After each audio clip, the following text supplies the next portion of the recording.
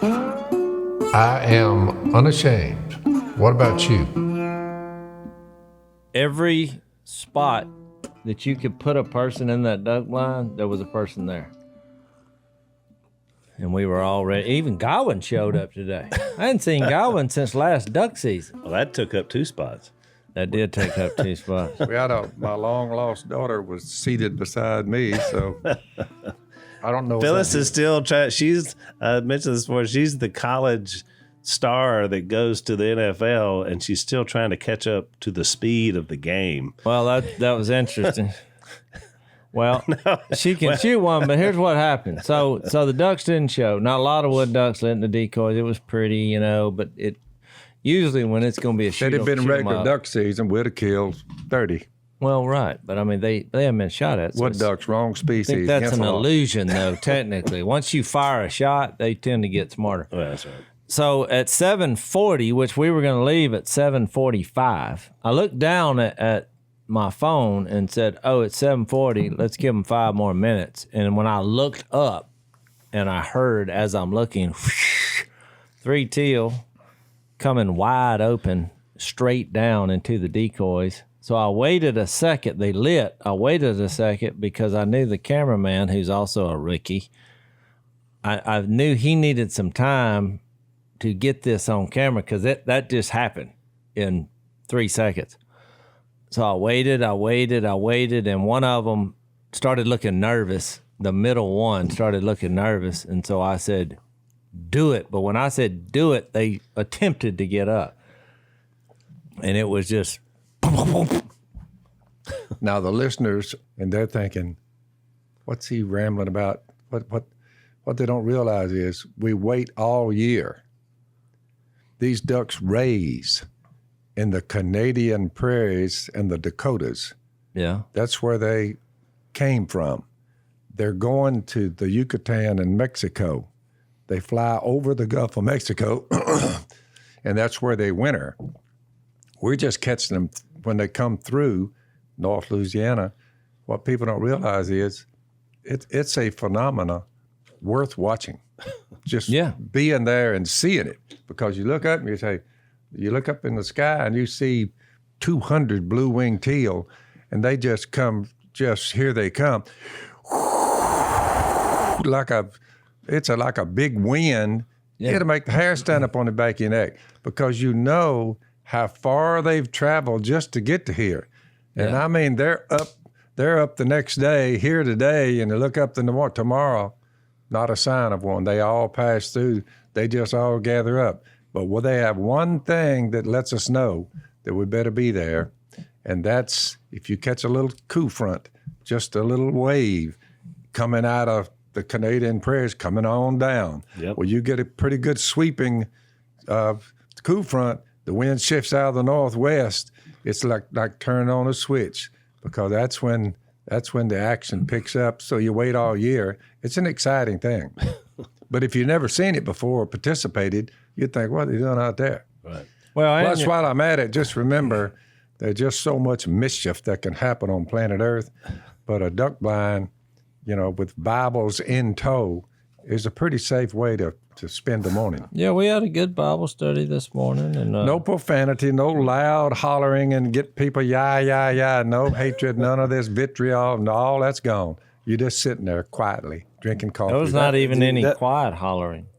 No. Now, that was the sentence levied on us when me and Jep came out of the world, and you guys had the intervention. I remember the sentence was, you have to go duck hunting every day. Yeah, well, that was part of your repentance. It was called house arrest. No, yeah, that's where we do all of our psychiatric dealings. Is in a duck blind. Yeah. You can't get away. You're there, and you don't know how you got there. You don't even know where you are. So, it must have been just what you needed, Zach, because now you're quite the theologian apologist. So that those early days of duck blind theology and psychology must have worked on you. Yeah, it was about the whole period of time. What is it? 60 days of duck season, but you have a 2 week split. A little break in there, yep. Yeah, so we're talking whatever the 2.5 months in an incubator, in a spiritual incubator. That was it was very needed at the time. I'll put it to you that way, because we needed that. We needed to get out of where we were at and just be saturated with godly men and the Word of God, and it worked for us. Yep. Well, we had the guy on the guy from, I think he was from Oklahoma, was on here, and he does men's groups, and he was talking about that there's a certain amount of just bonding that happens if you put it in a spiritual context. No matter what you're doing, whether you're hunting or different activities, it brings people together. And you can have a lot of fun without having a lot of evil. Yeah, it's more fun to be sober-minded, right. Talking quietly, and I mean, just what you're seeing, birds coming out of the air. I mean, they fly over, they're a jet, and you're like, they light on the water, now they're a boat paddling around. They dive down to get their food, a lot of them. Now they're a submarine. I mean, whatever department in salt water dreamed that duck up, I'm just looking at it thinking, no, salt water didn't make that thing. A jet, a submarine, and a boat all at the same time. That's right. And he's flying 75 miles an hour. They've tracked them, these blue-winged teal, 70, 75 miles an hour. And no feathers leaving him. I mean, all of his feathers are intact. He's good to go. I mean, you get to looking at him, you're like, boy, these things. Si said he put that to the test because one was flying right alongside of him on interstate. He's told that story 100 times. He's like, a teal flies 71.5 miles an hour. I was like, well, where'd you get that? He said, because when I was on interstate, when I went to 70, he said there was one just flagging along with him. And he said, No, 72. I'd start leaving him. And he would he said, so I tell you, this is dangerous. I don't know why he tells that. I was like, how long did this go on? He's like, he was following me around. No, hey. No, hey, which means, yeah, that's a fact. So what I find fascinating, though, is the presentation. Those ducks came from Canada. Probably they were there yesterday. It wouldn't have shocked me. They might have traveled 200, 300 miles this morning. I mean, they're 400. flying so fast. Oh. And I mean, I've been on enough planes to realize you're getting places in a hurry. Oh, yeah. And so, and they look at our presentation and they thought they were ducks. Oh, I mean, here's, I don't know how many, 6 or 8 men and one woman in a blind. And we were pretty loud at this point of the hunt because nobody thought this was going to happen. And even Phil, the most optimistic duck hunter in the world, because I had just said, he said, son on the decoy. I said, well, that means it's over because teal fly early. But sure enough, but they thought those were ducks, which that kind of gets my juices flowing because there was no doubt they would not have come. How far would you say they were from us? 25. 25 yards. I thought they was a little closer, but yeah, they weren't. They were not over 25 yards. And it's not easy to get wild animals to come that close to you when you got that many people. Yeah, I mean it was. Of course, the last time we got them, I guess. I mean, unless y'all have done it the last time I was there, it was like late, almost the last Saturday, I think, of teal season. No weather event, nothing. It's kind of the old deal. In fact, we were shooting a commercial afterwards, so we had a little film crew behind the blind. Remember that? Oh, yeah. Bob DeMoss.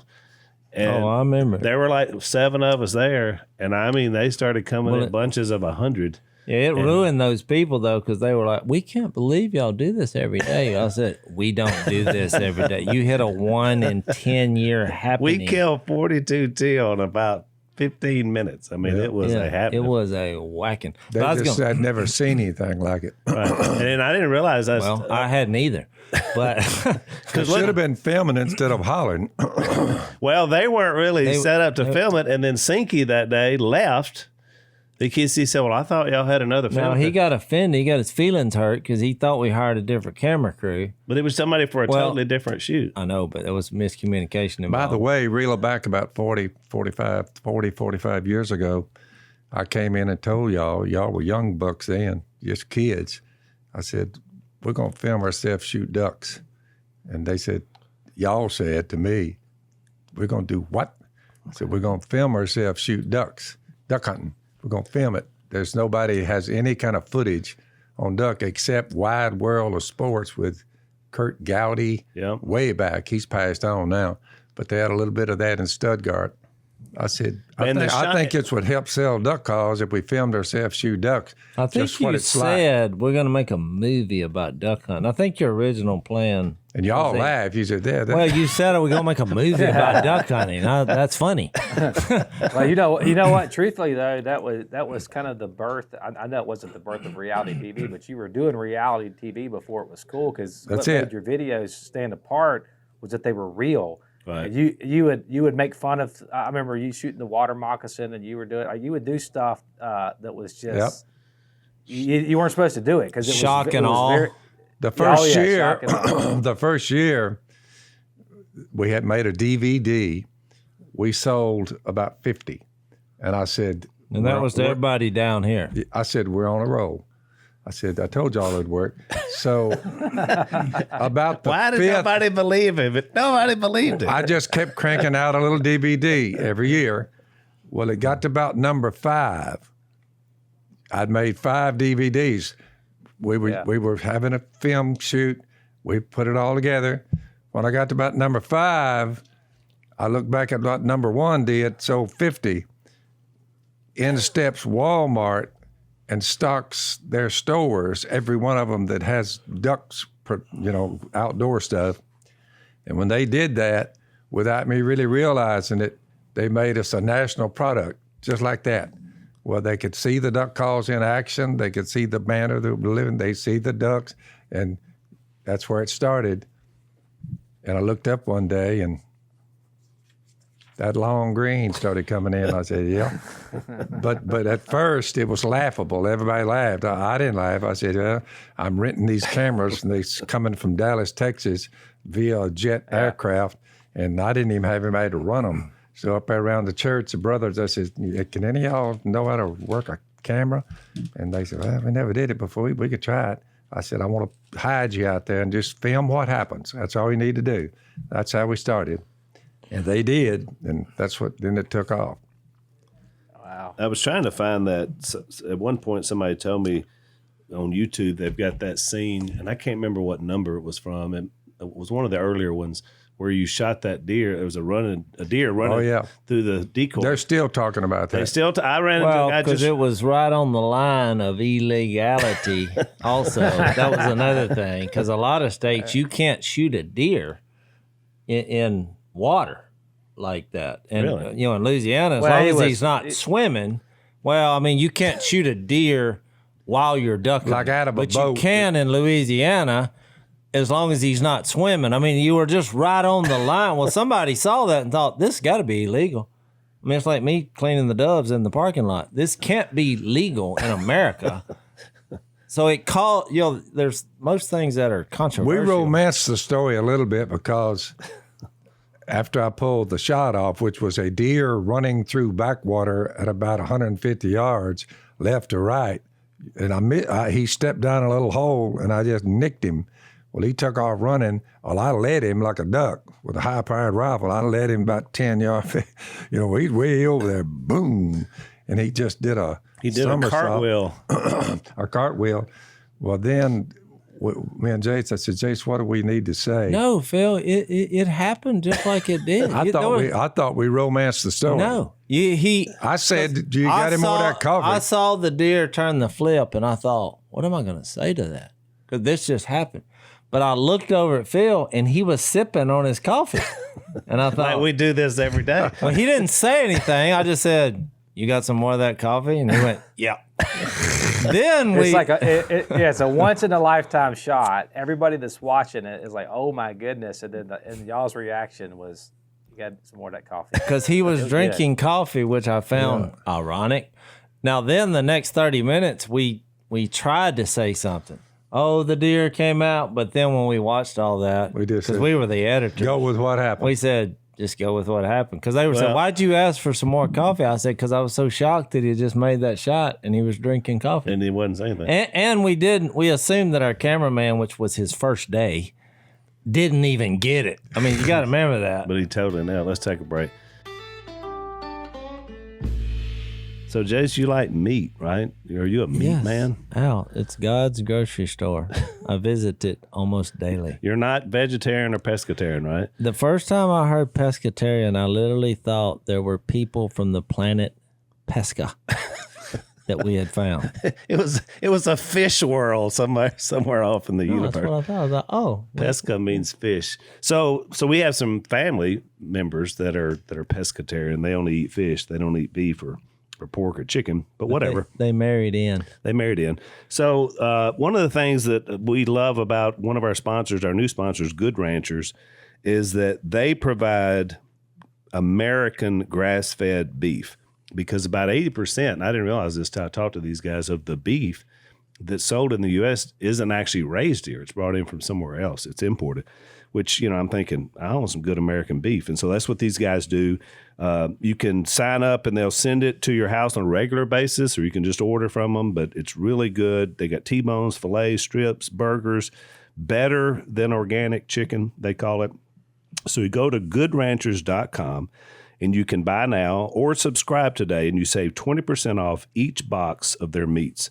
Subscribing brings the cost down to less than $5 a meal, so it's very affordable. So you get an additional $20 off and free express shipping if you go to goodranchers.com/Phil or use the code Phil at checkout. That's $20 off, free express shipping, goodranchers.com/Phil. Use the code Phil and get you some good meats. Well, it's kind of like, and I guess it's in the blood, Dad, because Stone tells whenever BK, my granddaughter, your great-granddaughter, at the time she was 11, but she's a really good shot. Of course, she lined it, he's got her Which set is up. disturbing to some people. Yeah, exactly. 11-year-old girl. She can shoot. But she's a little kid, so you think she's going to get all, she drops that deer. She just puts her gun down and sits down, never says no jumping around, no high five. She just sets, of course, Cy was in there with him, and Cy and Jay are high fiving and all. Now, that's the first time she cranked up. Now she's a deer killing machine. Well, so I'm proud of her, obviously, but I'm somewhere with her, and I say, this is our deer killer right here. And they'll say, well, how many did you kill? And she said, last year or overall? She killed 4 last year. That's awesome. Which is pretty amazing. That's why I never really got into deer hunting outside of just for the enjoyment of eating them. Because the first one I shot, I thought that would have been more exciting. So the point I was going to make was that it's on YouTube somewhere.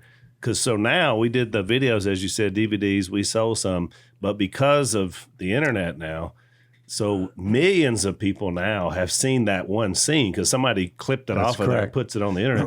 But all that shows you that, the nature of that early business. You were right. What's interesting, you were a pioneer, Dad. I've never owned a cell phone, so it's kind of weird that everybody gives this report, and I'm like,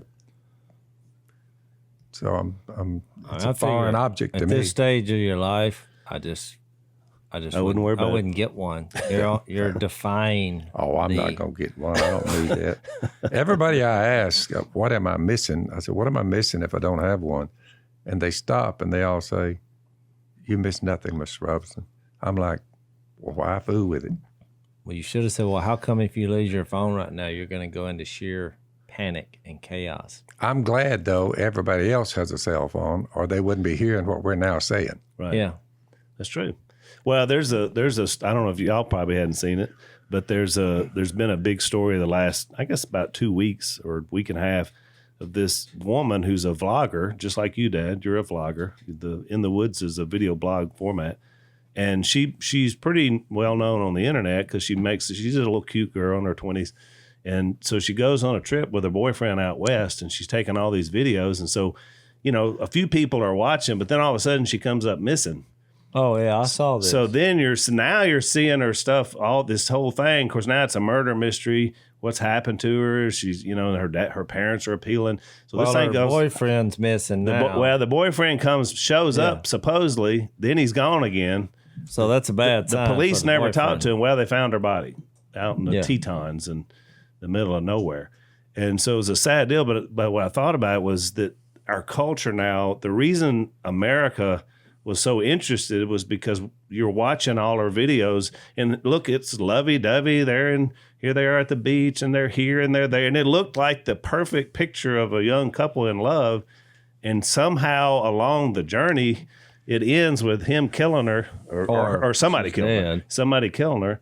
It's pretty suspicious. Now they don't know where he is. But I just thought video is what did it. Like, that's what brought all the interest. Man. Have you seen that, Zach? Did you see the story? Oh yeah, we've kept up with it. It's sad. Well, let's see if we can give the folks some good today instead of bad. Some evil. Well, but I mean, to Al's point, I think Jesus was addressing that on the Sermon on the Mount, because you can't know just by looking superficially at people. That's right. Even religious people. Exactly. I mean, the worst people in this story that we've been reading were the ones who were claiming to be godly. That's right. Yeah. So we're in about chapter 7. Do not, this is the way it is on the internet, I'm sure, on Facebook. Do not judge, Jesus said, or you too will be judged. For in the same way you judge others, you'll be judged, and with the measure you use, it will be measured to you. Boy, that tends to make me not be judgmental of my fellow man. I'm like, point him to Jesus, and he may curse you out, but I'll say, hey, just think about it. when I read this, You get accustomed with some, and others say, man, I never heard that. I need to check that out. So I just lump it all together, but don't hold it against any of them. Mm-hmm. After I read that text, when I read this last night, and it kind of hit me that I was like, I think his whole point, when you look at this Sermon on the Mount, where he started with the kind of attitudes you need to have towards God, then he said, I didn't come to, abolish the law, but to fulfill it.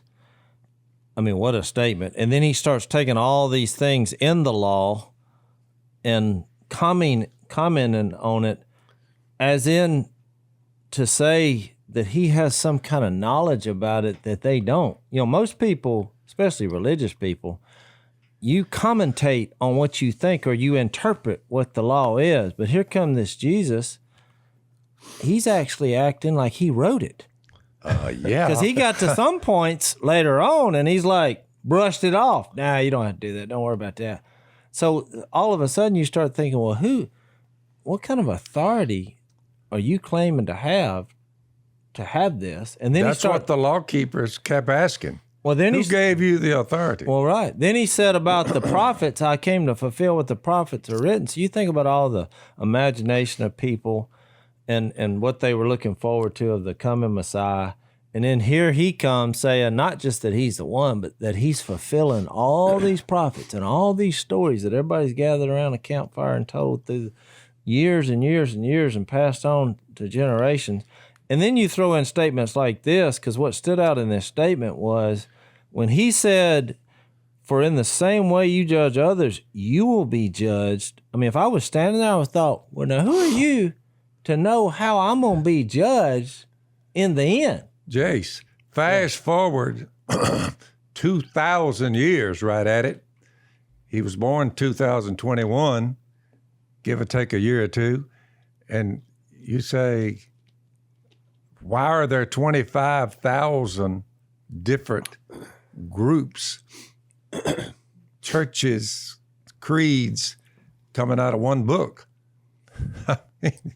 You say 25,000 different kinds of denominations because I think some people miss that. A lot of people, I believe, Phil, you're right. They're going through life. They're like, well, I'd like to get involved in church, but where in the world would you start? That's right. You got everybody, from, I guess, one fringe would be a guy with a sign on a street corner saying the end is near. Some say this is wrong. Some say this is not wrong. Some say this is right. Some say this is wrong. I mean, all the way to people in buildings with rattlesnakes saying, here we go. Oh, yeah.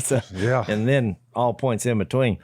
But I'm bringing this up about him, not really commentating on the law, but I guess legislating.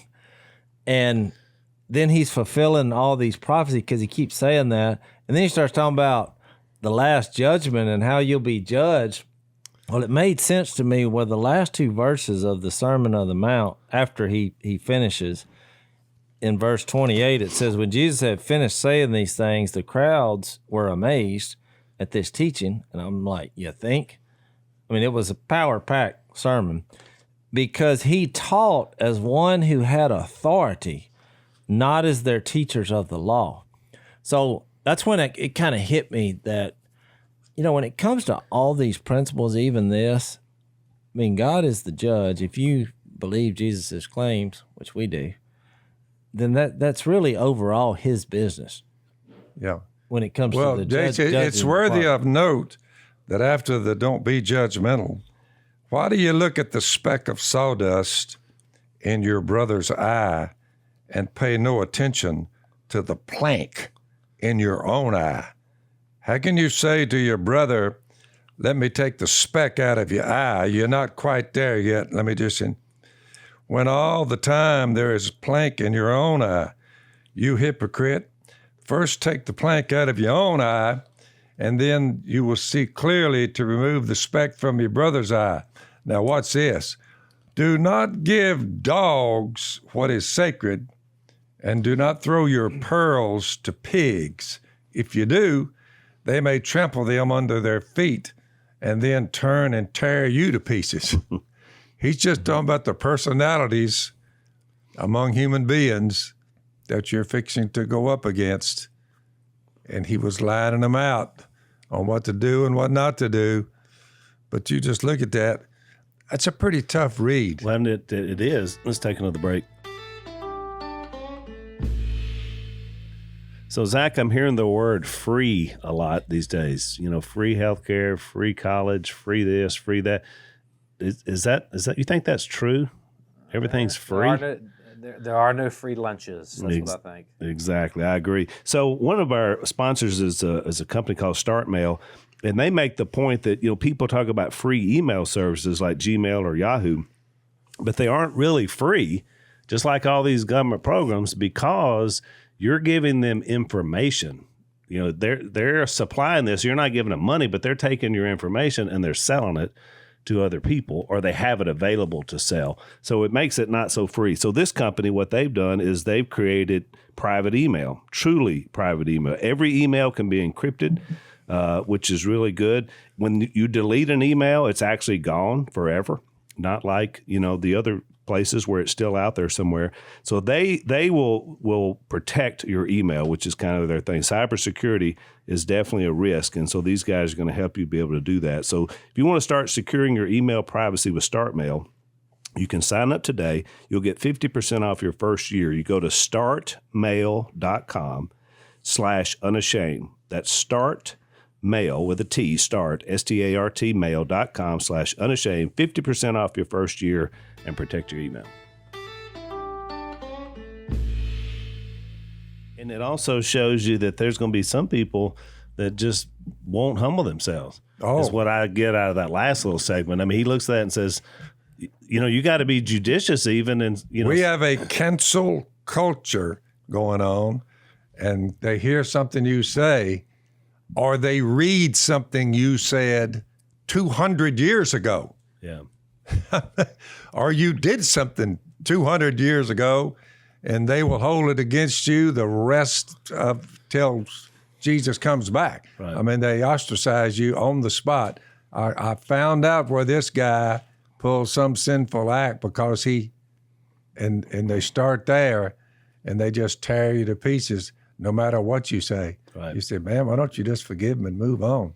I mean, we all make mistakes, you included, right? And they're like, get that Bible out of my...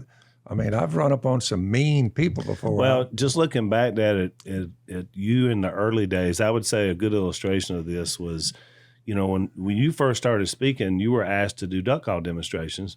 Yep. And some of those were in fundraising atmospheres, and the alcohol was flowing, and you would go in, you would do your duck calls, but you notice most of the room is drunk. And so to this point here, you realize that, I'm not going to be able to really reach people with what I want to tell them in an atmosphere like that. So you quit doing those. Yep. And then you start accepting opportunities to go when people are sober-minded and will listen to the good news. So yep. I would say even you realized at some point early yep. that you had some pearls here, but you just didn't want to throw them out to people that weren't going to listen. That's right. And weren't in a position yep. to listen. So I would say illustratively, that's kind of what he's talking about. I have to confess, it is kind of fun though to share Jesus in a drunk setting. I did it. He's done it before. Always Al, liked where the- were we at the gambling place? It was, We were in Memphis, and it was a rap party going on until you got up and they had a rap the band party Well, dispensed. Willie and I went to a In Canadian. this case, that I've never seen a party fall apart like that one did. Willie and I spoke. You at were the buzzkill. You were the buzzkill. Yeah, he preached him right out Willie the and door. I spoke at a Canadian. It was called the Canadian Woodstock, and it was a country music concert. Yep.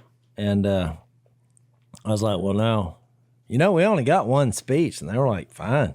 And this was like day 3 of it, and so we flew in there, walked out there, huge crowd, and it was just so funny because people were like, "Do I put my drink down?"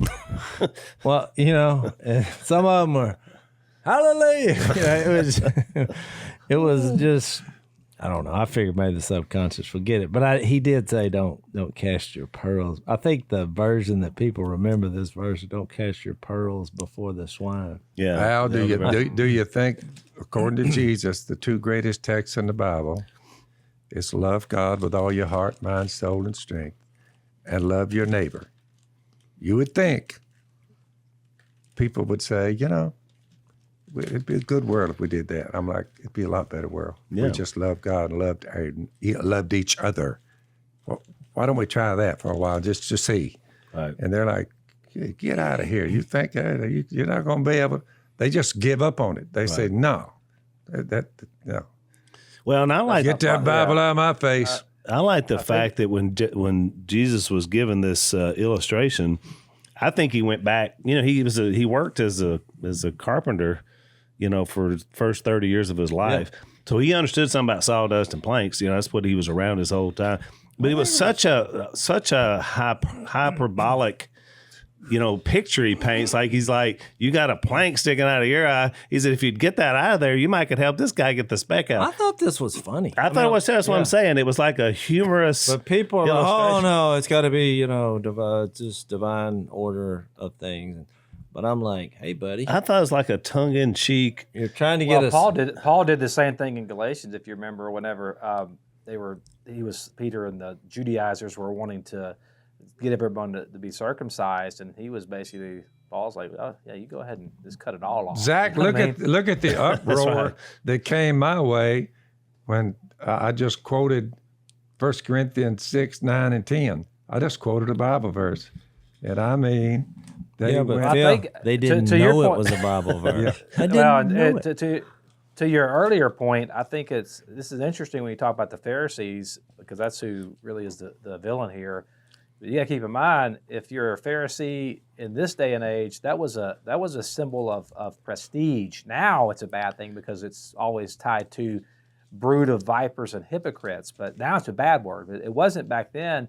And I think that when people talk about Pharisees today, they want to equate them with church people, which can be true. But really, the marker of a Pharisee, it's in this text here. Here's the marker of a Pharisee is this: they do not dispense grace because they've not received it. Yeah. And I think that's where it mirrors today in our culture. Man, there's lots of a pharisaical mindset. Anybody who refuses to dispense grace, that's a pharisaical mindset right there. That's right. If they do that, it's probably because they haven't received grace. Yep. Yeah, and it takes humility. That's why James said, humble yourselves before the Lord, and he will lift you up. So the idea is it's not you lifting you up, it's him lifting you up. But that starts with humility. By the way, he gave all this information on how to live, how to behave, how to be while you're on planet Earth.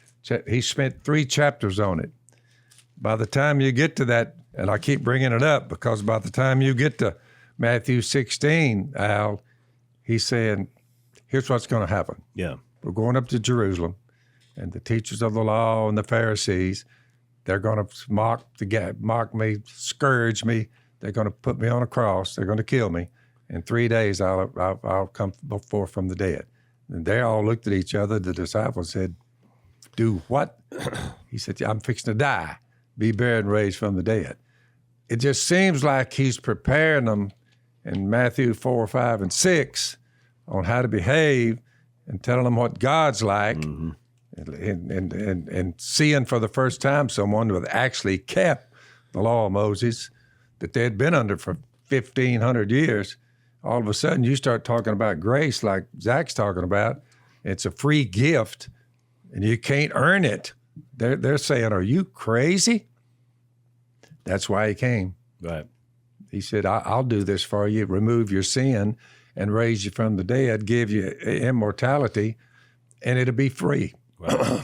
They were just saying, how could this be? Right. It's just too great to even say, no way one man's going to do that. Well, that's what he did. That's what he did, and that's what he's leading to. Let's take another break. So we got a brand new sponsor, and I'm super excited about them, and I love their name, Pitbull Tactical. That's their name. I mean, that just sounds ferocious to me. Pitbull Tactical. Tell me about it. So what these guys do is that, you know, they help gun owners who kind of have the aggravation that you don't have the right mag carriers. So whether you're on the range or during everyday carry, one of the aggravations of gun owners is having the right mag carriers on hand, depending on what firearm you're going to be carrying that day. And so these guys have come up with a universal fix. Anything from 9mm, 45 ACP, they've got it. It's called the Universal Mag Carrier. It's from Pitbull Tactical. Great name. Ambidextrous, fits inside or outside the waistband. Any 1.5-inch belt, you can carry it with you. 100% money back guarantee. You're going to love it. Go to pitbulltactical.com. Use the offer code PHIL for a special introductory offer. You buy one, get the second one half price plus free shipping. Pretty good deal. pitbulltactical.com. That's pitbulltactical.com. Well, and I think that's what we said. Every one of these sections, that they're kind of sectioned off in your Bible, but they weren't really sections. They were just him teaching and preaching. But if you notice, every one of these, when he makes one of these challenges, just like what we just talked about, if you do the right thing, it leads you into the next thing, you would get it. Because if you're humble, then look at verse 7. He says, ask and it will be given to you. Seek and you will find. Knock and the door will be opened to you. For everyone who asks receives. He who seeks finds. And to him who knocks, the door will be open. Well, you can never realize any of those blessings of opportunity unless first you're humble. Yeah. Which is what he's been challenging every step of the way. He gets to the halfway point, chapter 7. In everything, do to others what you would have them do to you. And check this out. For this sums up the law and the prophets. You're like, do what? You say, do to others as you would have them do to you. Right. And you said that'll sum up all this. Children obey their parents, never use God's name in vain, don't bow down to idols. Children love their parents, work 6 days, rest one, don't murder each other, don't commit adultery out there, don't lie, don't steal, and don't covet. He said, and he says right here, if you'll just do to others what you would have them do to you, he said, it'll fulfill that whole thing. Correct. And they're like, impossible. What in the world are you talking about? But I think they were having a problem when he said that sums up the law and the prophets, because they're sitting there thinking, well, who are you to sum up the law and the prophets? Yeah. Oh, no. Which I think is his underlying point, because he's trying to say, I'm the human revelation of God. Trust me in these matters. But he was in a human body, and they're saying, well, would you believe it if somebody pulled up and said, let me explain to you about right and wrong? I think I would believe it after about the third miracle. I would say. It would take three miracles. One may do it. But in my case, I said, well, he slicked me somehow or another, but because he couldn't have done that, really. But but you start looking at the miracle, you say, how long has that guy been blind? He's, his whole life. And he can see now, 5,000 people just he's just making bread and fish, and and they're saying, well, everybody has this conspiracy theory. Walk on water. That would do it for me, I think, if I just watched that. I think when there's a bunch of water there, and all of a sudden you're drinking wine, I was like, huh? Where'd that wine come from? But you know what? Beyond the miracles, though, I mean, I think what Jesus, one of the biggest evidence that he was who he said he was that he is speaking to the dilemma of all humanity. Because I think he's making a case here through the Sermon on the Mount, and really his whole presence on earth was that, like, you can't do it. Like, it's almost a hopeless message, and then he gives you the way, which is himself, the personification of God in flesh. But because you think about when he talks about adultery, it's not just don't commit adultery. What does he say? You've heard it say don't commit adultery. Yep. But I'm here to tell you that don't even lust after a woman in your heart, or if you commit it. So Yep. he's up in the ante. He's up in the game to where when he gets through describing what it means to be righteous, nobody's going to be left standing but him. Oh, And right. I think that's the point he's making. Yeah, I think that's the point. Because he's conveying that I know what's in your mind. Right. Well, that's a scary thing for people who have been thinking about a lot of bad things. It says in many places Jesus read their minds. He knew what they were thinking. But if he's saying I'm God, well, God knows all. He's claiming to know what the prophet said, what the law means, and how judgment's going down. That you're pretty well in charge. Yeah. But so You're the guy. People. That's why I think people who go in here and try to pick apart all the different commands and make them practical, they're missing the whole point. It was to me, it was more about, I have this authority. You have the rest of your life to read these red letters and figure it out.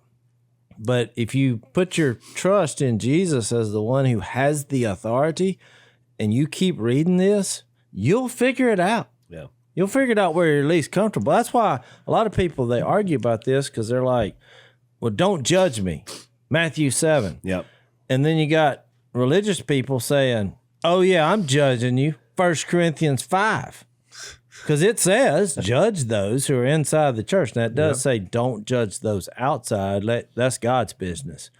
So, and people thought, well, why would Jesus say this in Matthew 7 if Paul says this in 1 Corinthians 5?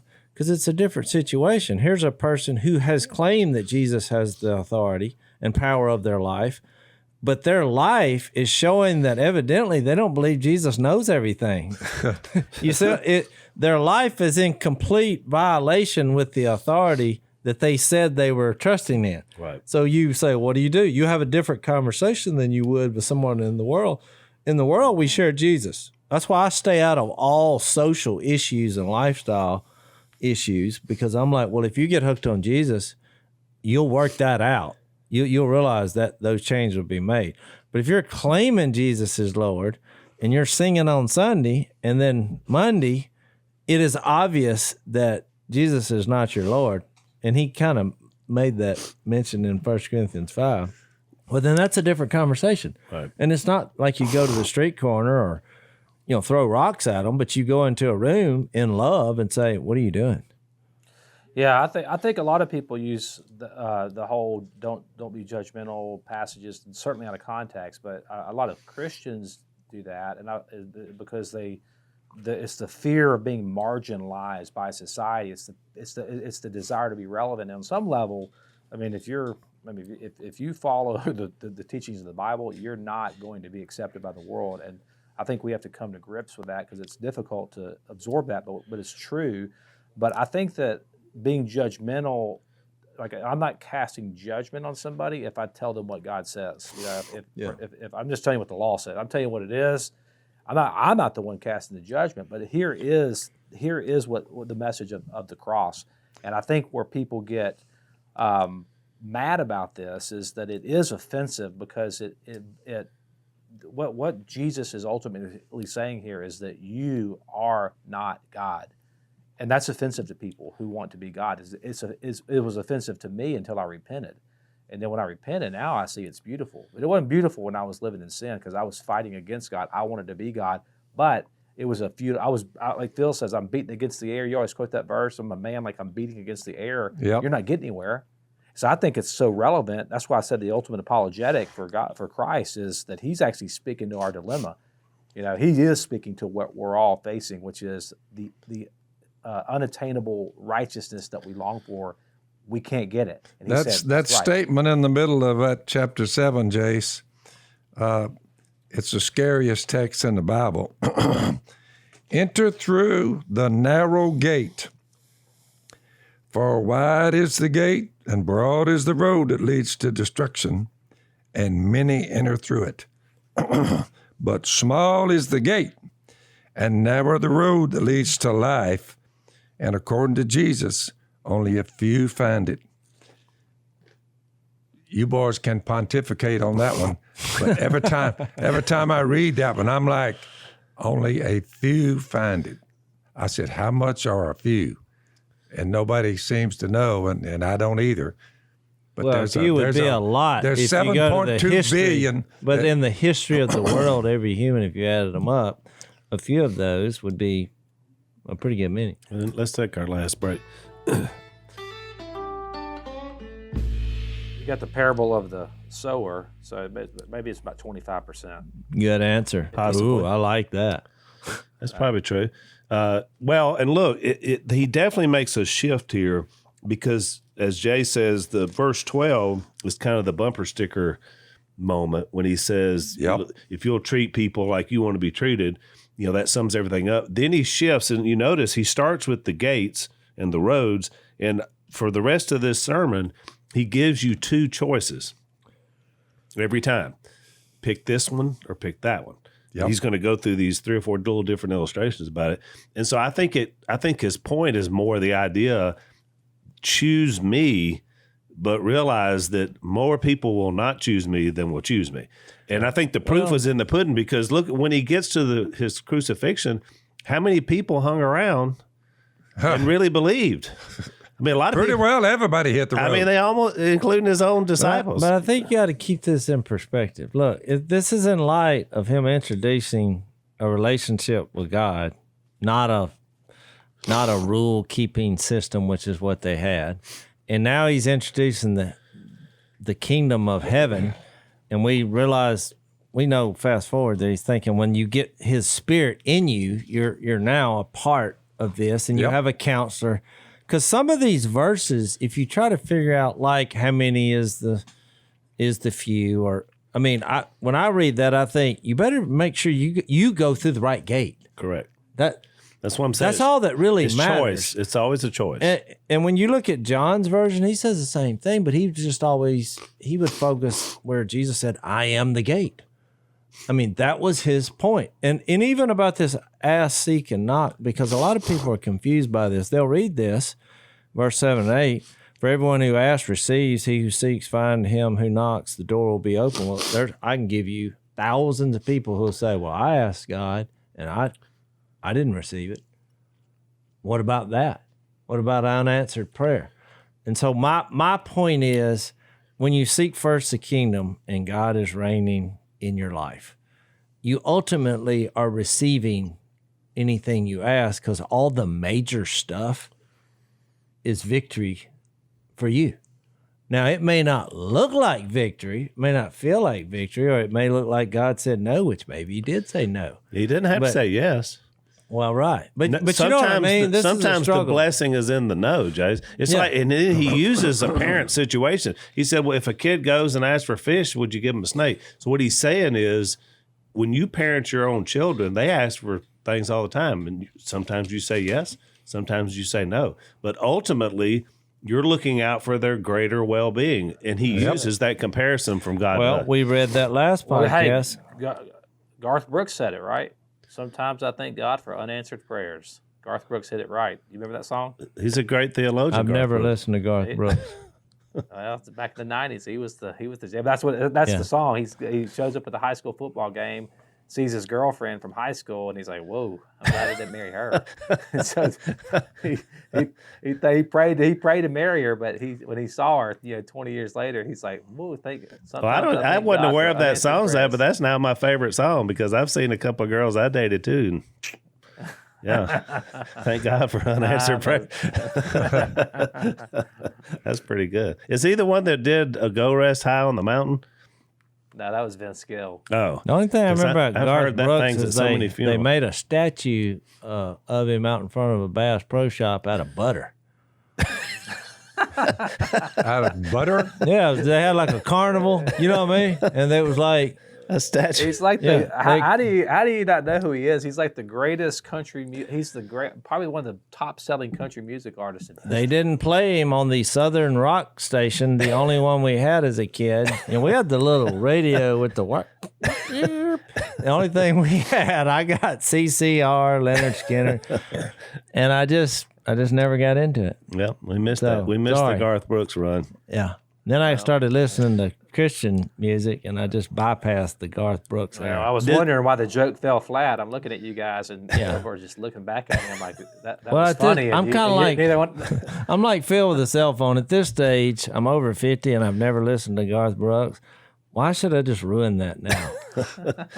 It's a classic country, I guess, or a classic for his era. So did the butter melt? Like, was he in a hot No, plate? it was I like was wondering how that this worked was a out. fair. You know, when you go to the county But was fair, it a hot plate? Like, if it was well, you had summertime, corn on the cob, and you go up there, and they were using the statue to butter their various boy, now you talk about fast food. you talk about country fixins. We're gonna butter our corn on a butter statue of Garth Brooks. America. America. I mean, I did think that was cool, but That's pretty fun. That's about the only thing I know about Garth Brooks. you know you've arrived if you get a butter statue. If you're a statue of butter, because I think that's where anything in the cooking line, you start with It butter. had to have been in Iowa because that's where all the corn is. Probably the I Iowa forgot where it State was Fair. from. I bet that's saw where it that was. somewhere, and I thought, oh, that's interesting. Yep. I forgot what I was going to say. I had a really good point, which y'all Well, Zach just completely totally took distracted me. this podcast off the I rails. derailed it. What was I going to say? We got a minute and 15 seconds to Oh, say. So I haven't been able to say anything in a minute and 15 seconds in my life. that's why Zach can't even clear my throat in that period of time. Yeah. So where are we headed from here? So where we're Let's going get to a teaser. the teaser is we're going to look at these last 3 or 4 choices because he's going to talk about fruit. He's going to talk about what we actually build a foundation And on. trees. Oh, trees, no, I that's remember what I was going to say. No, my son, I won't say, one of my kids one time, I was trying to figure out what happened. Teacher called and said one of your kids was involved in this and that. So I say, oh, okay. And so I put all the pieces to the puzzle together when my kid was sitting there, and they said, well, you're just judging me. You can't prove this. And because Matthew 7, Yeah. Stop judging me. I said, but I know why you did it and how you did it. So, yeah, I'm making a judgment. Is that what you were doing? And is that why you were doing it? He was like, well, yeah, but you're still judging me, which is not right. Boy, he'd learn to learn. But it made me think of that verse because I thought that's what people do. They're like, we live in a place where you're not guilty unless it's proven in a court of law, which I appreciate that as an American citizen. But in God's eyes, he knows why you did it, when you did it, where you did it, how you did it, Yep. and what you think about doing it. Into your early God's eyes, you're guilty. Oh, well, he knows. So why everybody's would you guilty. try to live like that didn't happen? And which is, I feel like that's what Jesus was attacking there. and to your earlier point, yours and Zach's, the reason he could say that with full authority is because he is the judge. Well, I think that's you the can't do overlying what I point. can do because you're not me. Don't miss the forest for the trees on the Sermon on the Mount. Perfect. Next time we'll talk about trees. Thanks for listening to the Unashamed podcast. Help us out by rating us on iTunes. And don't miss an episode by subscribing on YouTube, and be sure to click that little bell to get notified about new episodes. And for even more content that you won't get anywhere else, subscribe to Blaze TV at blazetv.com/unashamed.